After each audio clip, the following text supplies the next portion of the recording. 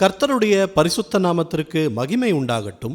இந்த நாளிலும் கர்த்தர் நமக்கு தரக்கூடிய நல்வார்த்தை 1 சாமுவேல் 30வது அதிகாரம் 8வது வசனம்.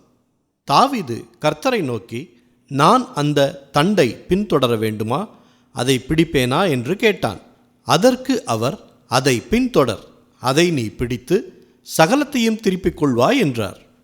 பிரியமானவர்களே, ஒரு கடினமான சூழ்நிலையிலும் தாவீது கர்த்தரை நோக்கி விண்ணப்பம் பண்ணி எதிரிகளை பின்தொடரலாமா, அவர்களை வெற்றி கொள்ள முடியுமா என்று கேட்கிறார். நாம் பல நேரங்களில் பொறுமையாக ஒரு முடிவெடுக்க வேண்டிய நேரத்தில் கர்த்தரிடத்தில் ஜெபிப்போம். ஆனால் பதட்டமான சூழ்நிலையில் அப்படி ஜெபிக்கவோ கர்த்தரிடத்தில் ஆலோசனை கேட்கவோ முடியாமல் நாம முயற்சி செய்து விடுவதுண்டு.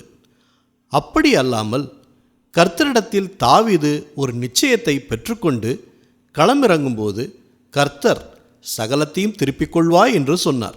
அதன்படியே இழந்து நின்ற எல்லாவற்றையும் திரும்ப பெற்றுக்கொண்டது மட்டுமல்லாமல் எதிரியினிடத்திலிருந்து கொள்ளை கொண்டு வரவும் கர்த்தர் செய்தார். இன்றைக்கும் நீங்கள் இழந்து போன சூழ்நிலையில் இருக்கிறீர்களா? உங்கள் பணம், உங்கள் சொத்துக்கள், உங்கள் உறவுகள், உங்கள் சமாதானம் எதுவாக இருந்தாலும் சரி, ஆண்டவர் இயேசு உங்களுக்கு சகலத்தையும் திருப்பிக் கொள்ள கிருபை அளிப்பார். கவலைப்படாதீங்க. ஜெபிப்போமா? நல்ல தகப்பனே, இந்த நல்வார்த்தையை நீங்கள் தந்ததற்காக நன்றி செலுத்துகிறோம். இப்பொழுதும் எங்களுடைய கடினமான சூழ்நிலையிலும் உம்மை நோக்கி விண்ணப்பம் செய்து உம்முடைய ஆலோசனையை கேட்டு நிச்சயத்தை பெற்றுக்கொண்டு ஒவ்வொரு காரியத்தையும் நாங்கள் செய்வதற்கு எங்களுக்கு பலனை கொடுங்க. சகலத்தையும் திருப்பிக் கொள்வாய் என்று சொன்ன அந்த வார்த்தைக்காக நன்றி செலுத்துகிறோம். நாங்கள் இன்றைக்கு இழந்து போன காரியங்களில் எல்லாவற்றையும் நாங்கள் திருப்பிக் கொள்ளும்படியான சூழ்நிலையை எங்களுக்கு உருவாக்கி கொடுங்க.